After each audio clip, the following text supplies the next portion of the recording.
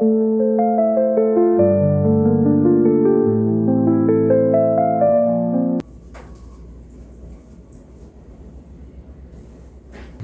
siang ibu-ibu. Siang. Perkenalkan, saya Bidan Isma yang akan mengedukasi gizi dan nutrisi pada ibu hamil pada siang hari ini. Sebelumnya, kita bahas dulu apa itu gizi dan nutrisi pada ibu hamil.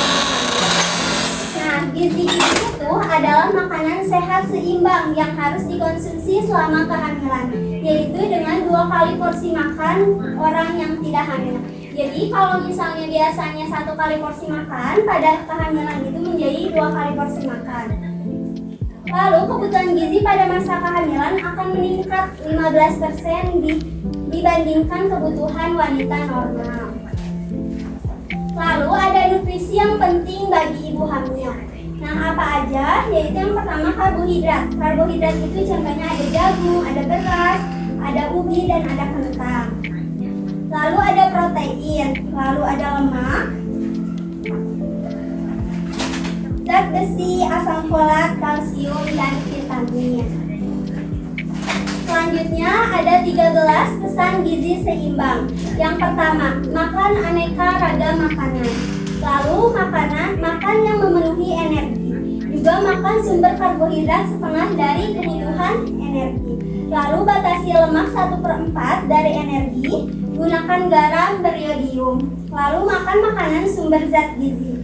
Juga berikan ASI pada bayi sampai umur 6 bulan. Jadi pada bayi itu harus diberikan ASI 6 bulan. Tidak boleh lebih, boleh lebih tapi tidak boleh kurang.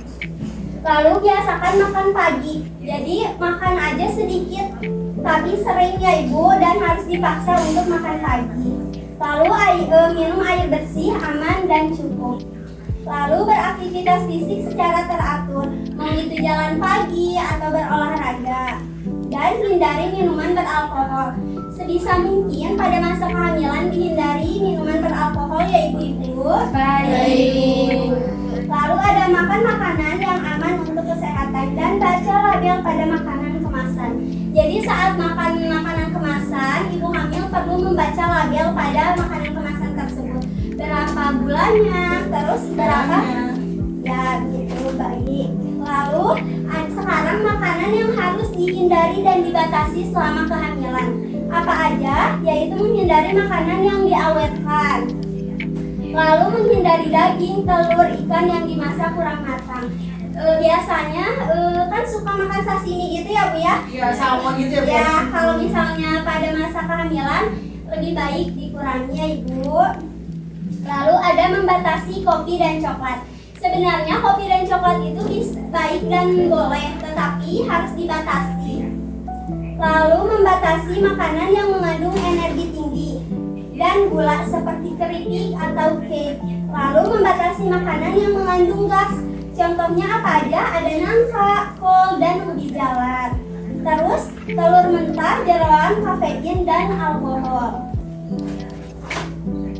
Nah, tadi makanan yang harus dihindari, dan sekarang dampak jika ibu kurang nutrisi. Nah, dampaknya itu bagi ibu itu menderita anemia, yaitu kekurangan darah. Dan bagi bayi dengan kondisi cacat lagi, ya alhamdulillah ya ibu-ibu. Lalu ada bayi dengan berat badan rendah, dan yang paling fatal adalah kematian perinatal. Nah, sekarang kebutuhan gizi pada trimester 1. Nah, kebutuhan gizi pada trimester 1 apa aja? Ada asam folat dan vitamin A. Nah, ini tuh untuk apa? Untuk mendukung sistem saraf dan sistem jaringan retina mata janin. Jadi pada trimester 1 sistem saraf dan mata retina janin itu dibentuk, makanya kita perlu untuk memakan asam folat. Nah, lalu ada vitamin B untuk membantu meredakan mual dan juga mengatasi anemia. Pada trimester 1 itu ibu-ibu sering kan merasakan mual? Sering. Nah, makanya dianjurkan untuk meminum atau memakan makanan yang mengandung vitamin B. Lalu ada zat besi untuk memenuhi kebutuhan jumlah darah bunda yang sedang meningkat. Sekarang kebutuhan gizi pada trimester kedua. Nah, pada trimester kedua itu kalsium untuk pertumbuhan tulang dan gigi janin. Pada trimester 1 kan tadi pertumbuhan mata. Nah, pada trimester 2 itu gigi janin itu dan tulang-tulang janin dibentuk. Makanya kita perlu memakan yang tinggi kalsium. Lalu kita harus memakan asam lemak nih, omega 3.